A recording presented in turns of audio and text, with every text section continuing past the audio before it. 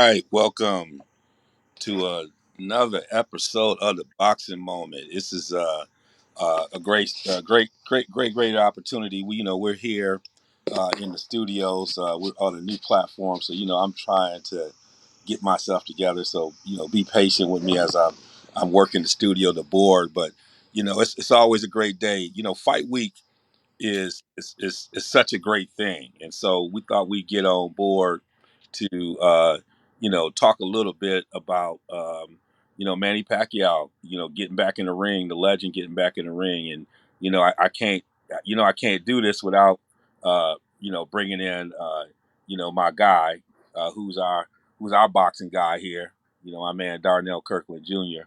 How you doing, sir? I'm doing good as always. 2 days, and we finally reached the end of 2 days. It's been a long couple weeks, but we made it. Yeah, it's always good, man, when you can get in there with them and all the things I know you've been thinking about. You've been looking at film, you've been doing all this other stuff, and people know how much you love to coach.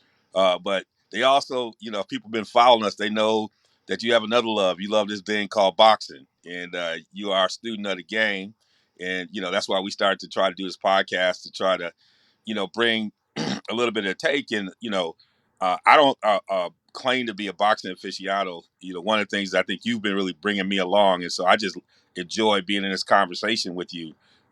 Learning as much as I can about the game as well. And so we have a lot in store for you here on this podcast.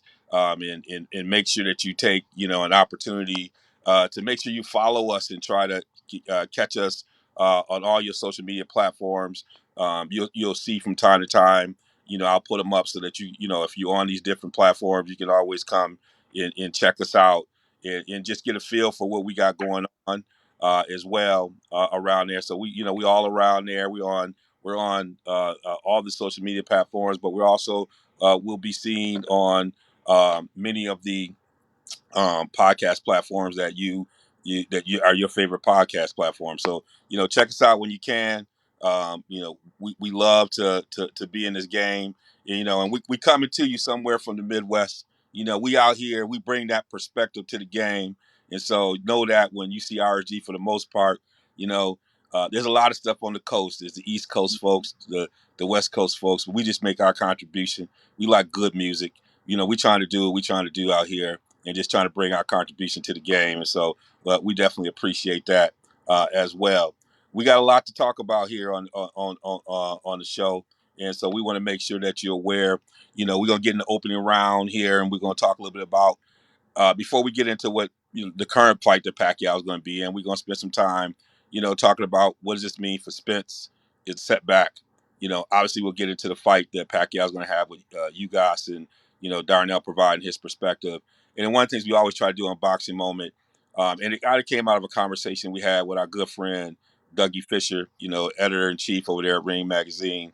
Um, you know, we like to, rather than doing pound for pound, who's on your Mount Rushmore, kind of active fighters, who's on that, and that thing rotates depending on how you feel. So I love to get Darnell's perspective, on those things. So enough with the setup. Uh, in the opening round, Darnell, talk a little bit about Spence. And it's kind of a strange thing, come after a crazy car accident. He comes back against Danny Garcia, shows everybody he's back and ready to go. He sets this Pacquiao fight up. All the energy is ready. Pacquiao's already knocked off one young lion, right? And then, people are intrigued. Can he do it again? And everybody knows that Spence is a straight damager. Like he don't smile. He don't know. He just he kind of like he'll just walk you down. He'll fight whatever fight you want to fight. He's never scared when it comes to that. He's still waiting on getting that fight with Crawford, but everybody was intrigued, and then we have this retina injury. Talk a little bit about you just on Spence and that Spence side of this. Well, we was at practice. Well, we're going to break during 2 days, and I looked at my phone and it said Errol Spence fight off question mark. Like somebody I got a notification from somebody on YouTube that was saying that. So I looked on Twitter and it said Errol Spence has a torn retina. He's going to be out of the fight.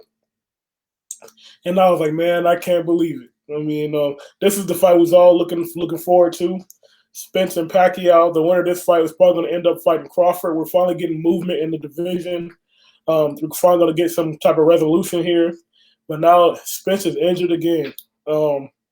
And Vander Holyfield, not Vander Holyfield, Bernard Hopkins, they're both bald. No, it was Bernard Hopkins that he said it sounds kind of fishy. Like maybe he should like release he maybe should have shown some evidence or something like that. So he released the medical thing documents and said he has a detached retina. It's not just a torn retina, but it's a detached retina. This is like the same injuries that Sugar Ray Leonard went through, where he came back. He tried to come back too soon. He had to retire again, and then he didn't fight for 3 years. And he came back and fought Hagler. But this is no this is no minor injury. Like detached retina is one of the most serious injuries you can have in the sport of boxing. This is your vision that you're dealing with, and this is the lead eye. This is the right eye is the lead eye of Spence because he's a southpaw. So that eye is the one that's in front. So it's important to his game. So like, how does it affect his career? Even if he does come back, will he be the same when he comes back? I mean, he's already 30, so if he has to take a couple years off, now he's looking at 32 with ring rust. He hasn't fought in a couple years. He has to get back into swinging things. How does this affect his career? So it's just a sad day in the sport of boxing. Yeah, and I think uh, um, when I sat, you do more research. I mean, the first thing came to me was Sugar Ray, and the crazy thing, like he's in his prime a lot. He's like really hitting this. And it makes you think. I mean, I think some of these boxers who, and some of these promoters who are talking about you're not on the right side of the street and all these different things missed major opportunities. Like it made sense when you're talking about it, but what would it have been to get the Crawford Spence fight sooner? Like, what would it have meant for both promoters, fighters, and these fighters taking more control of their career? You only got so many fights in you, right? It's like you're a football coach. One of the things that the biggest thing about running backs is like they only got so many runs in them, right? And they always, what part of what drove the value down is people trying to really anticipate when you're gonna fall off the cliff. And boxing's a lot like that. You can become old really quick unless you're like Manny Pacquiao, right? Like, you're doing something that's keeping you going, but like things can happen real quick, and so that window for really getting the bag right is there. And I wonder what it's gonna do for some of these other boxers who everybody's been nibbling around the edges and it's like, wow, we got to start making these fights. I might got, that's what I appreciate about some of the heavyweights trying to fight is that they're going to get it. They're going to get those money fights because nothing's promised, right? And so that's the part that I might be a little bit more optimistic that I think folks can be reflective about it. But that's the sad part about this is that this is nothing serious. Like the only way to really help him is for him to not fight for a while. And like you said, he's at an age that it'd be different if he was like 27. You might say, okay, he can come back and still have a lot of prime, and he could, but where he's at 30, there's a big difference between 30 or whatever and 32, 33, right? And people think Floyd, they think Manny, and I would say probably Spence is pretty clean in terms of his living, probably, right? But uh, it all, you're the psychological impact it can have on him. Like he just had a major accident, right? Now he has this. That takes a psychological toll on you. As positive he's trying to be, that can't help but take a psychological toll on him. What do you think about that? I mean, I think you're right. I mean, especially after all he's been through, has to take a psychological toll. Yep, yep. It's one of those things. So then Pacquiao is the other side of this. He's got to pivot. They move Ugas up, who is a very credible, solid. I got a lot of respect for him. As a fighter, I think he scraps. He's not going to wow everybody. Most people are going to look at him like he's barbecue chicken, but they might underestimate him. But um, when you look at Ugas, for people who don't understand or know about him, decorated amateur, provide some folks with a little bit of sense of who Pacquiao is pivoting and fighting. Well, Ugas is a guy. He's an interesting fighter. He's not at the top level of well, welterweight has several different tiers, I would say, in the weight class. You have guys like Errol Spence, Terrence Crawford, and you could probably put Thurman in there as well at that top tier. Obviously, Manny Pacquiao is the elder statesman. He's the legend, so I can't even put them in the same tier. He's in his own lane. You know what I'm saying? But after that, you have the PBC guys from the previous, not previous generation, because they're in the same generation as Spence. But you have the guys like Danny Garcia, Sean Porter. You got those that tier, and I'd say Ugas is probably in that tier, and probably maybe a little bit under as far as popularity goes. But he had a very close fight with Sean Porter. Most people think he won. I think he should have edged that fight out. But he's a solid fighter. He's a Cuban, so he's technically sound, but just like a lot of Cuban fighters, he doesn't fight with a high work rate, and I don't think I think he can push Pacquiao, but he has to be able to control the pace. If he doesn't control the pace with Pacquiao, I think Pacquiao can run away with it because Pacquiao has a gear that Ugas cannot get to. Like I'd say Ugas is the Honda. He's the Toyota Prius. He's the all reliable. He got the he'll give you a high miles per gallon in that tank. But Pacquiao, he's a sports car. He's that Ferrari. He's that when he hits that next gear, you're not going to be able to catch up to him. And I think that's what's going to happen in this fight. I got Pacquiao by unanimous decision. Um, Ugas might win a couple rounds early because Pacquiao's trying to figure him out. But I think Pacquiao is going to run away with it later on. Or it could go the other way where Pacquiao starts off fast and he might tire out because the age is just catching up to him, and Ugas can kind of rack up some rounds towards the end. But there's a couple factors in this fight. Like you said, Father Time's undefeated, so you never know. Is tonight going to be? Is that going to be the night where Pacquiao just gets old and he can't do it anymore? Or also on the other side, is Ugas going to be able to control the tempo? Is he going to be able to control the range? Yeah, and that's me. You and I, as we were prepping for this, just about Ugas that I like. He's there's something in him. I like that he might press a little bit, and with um this quick turnaround, it creates a dynamic. Um, but I think all of your analysis is right on. Um, it's a weird it's a weird opportunity where maybe it's one of those nights where in 10 years we're looking back and like this is one of those fights where somebody can't where a young person like or someone like him, he's not really young, but someone like who's unknown is to most people other than folks within the boxing like your community like you know comes on stage, uses this moment to do it against all odds because Pacquiao is great and he doesn't. Um, it takes something special to beat him right now because he's really focused and really dialed in. And when he's dialed in, I think you could probably say the fights that he struggled is when a whole bunch of other stuff in his life was affecting his training and things. I think he's found the rhythm around the outside life and how he focuses on boxing. and when he's able to do his fights where they're not conflicting with some of his other responsibilities, where he can really dial in, and so how to time his fights in terms of the rest of his life. I think he's really got that home. He has some transition with his political responsibilities and everything else, and all the other things going on that he's really dialed in now.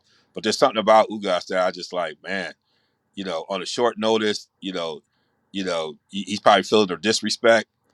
Can he come out? So, but you're right. I think you're laying this thing out the right way, and it's going to be a good fight. I tell you this: they both going to come to fight. It's not going to be, the one thing. I think I heard said, earlier. I was looking at some information. Is that one of the problems Ugas is going to have that's great for Pacquiao is that he goes straight back. And Pacquiao capitalizes on that. And we saw that even with Broner. When Broner went straight back, I mean, Pacquiao can close distance on you. His footwork is so good. He can close distance on you. And I think it takes people off guard because he's a size. You don't think he can get to you. But his footwork's so good, he can close distance on you. So if you don't really spin out of there and get off the angle, he can get to an angle on you, and boom, if you're coming back, that can be a bad thing. So if Ugas is kind of pulling straight out against someone like Pacquiao, he gonna set you up. If he knows that that's what you're doing, I think people are surprised with his age how fast he can close distance, and I think that's his secret weapon because people are looking at him. They know he's quick, but I don't think they know how quick he is until you get the ring with him in his footwork, and he can close distance on you. So that's the thing he's gonna have to correct early, or it could be early night. Yeah, That part I would say it could be grand opening, grand closing with that. Um, if would you say to Ugas he's got to be a little bit more physical with Pacquiao? Like, does he need to like good. push up on him, or is it hard to be physical with Pacquiao? No, he should because he's the bigger, stronger guy. Yeah. I don't know if he's saying it would be it's hard to do it because I think he can, but it's about can you take the shots coming in and can you be defensively responsible coming in, like because you gotta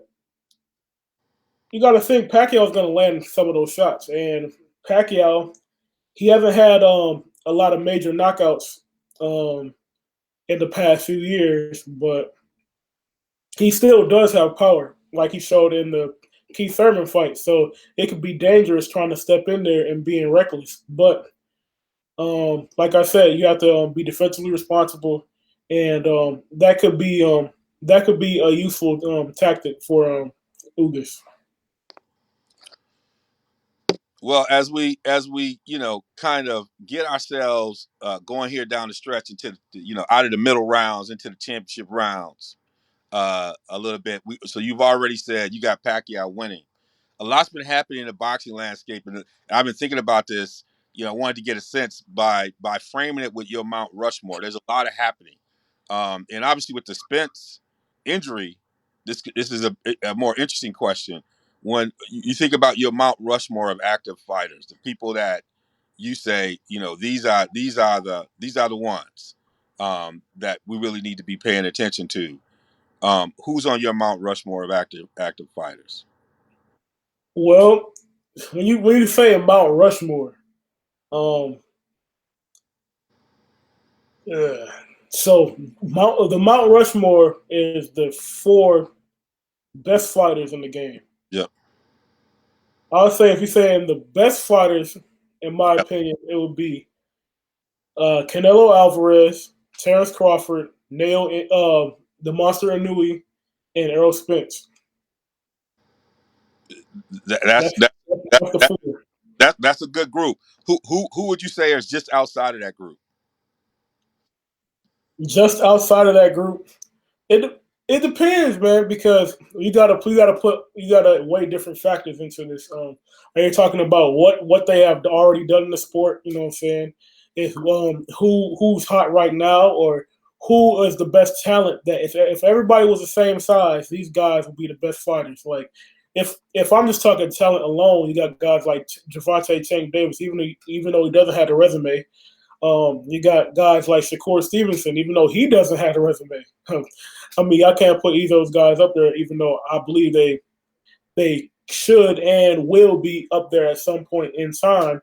You got guys like Jerron Ennis. You got guys like Virgil Ortiz who put on a performance last week. A lot of guys could be in that conversation. Um, Better BF. He hasn't been in the ring in a while, but he's a very talented fighter at 175. You got plenty of guys like that. Plenty of guys. Yeah, and a couple people I've watched recently is Ioka Kazuto. Yeah. Yep. That cat is I work with you. incredible. I've enjoyed um, watching him. I'm like, I didn't even know much about him. I watched him recently. I love his flair. I love his remarks at the end because he going hunting right now. He going hunting right now, and I love that. Josh Taylor. Josh Taylor. I was Oh, not quite sure, but I watched him. I was like, ooh, okay, you got something. So boxing's in good shape. I've been telling But you about Josh Taylor for years. yeah, For yeah, years. yeah. I'm coming along. You bring me young. You bring me young. You bringing me. Yeah. You bring me along. I'm not mad at you. You bringing me along on this ride with you. Um, it's just been I've been opening my eyes with some of this. It's if the promoters and everybody can get out the way, the fans could eat in boxing in ways that we never thought we could eat. Like you could have some incredible cards to be made, and what I hope is that what some of these folks learn from Spence that everybody's on a timeline. Yeah, they are negotiating like these guys, like everybody's Floyd, like everybody's Manny. Not everybody's Manny or Floyd. Don't people? There's rare to have that kind of longevity. You got to know that you got short windows to make things happen, and it's good to posture. We all got a posture to drive the price up, but you can't miss the opportunity, and people can't say we missed those promoters can't say they didn't miss the opportunities with Spence if Spence doesn't come back. I mean, though you're talking about fights the likes of Hearns Hagler. You're talking about fights the likes of Leonard Hagler. Like in this day and age, where the money is mega, like you're missing opportunities and letting YouTube guys steal your bag because everybody's posturing. Hopefully, they've learned something from that and can figure out how to correct it. Man, it's been good. It's been good talking boxing with you. I know we're gonna come right back at this. Please catch us again on a boxing moment. We're gonna bring Darnell back to you with more goodies. But we're here at our new Switcher Studio. We try to make it happen. Thank you for being patient with us as we get this thing together. We look forward to rocking with you. See you again next time.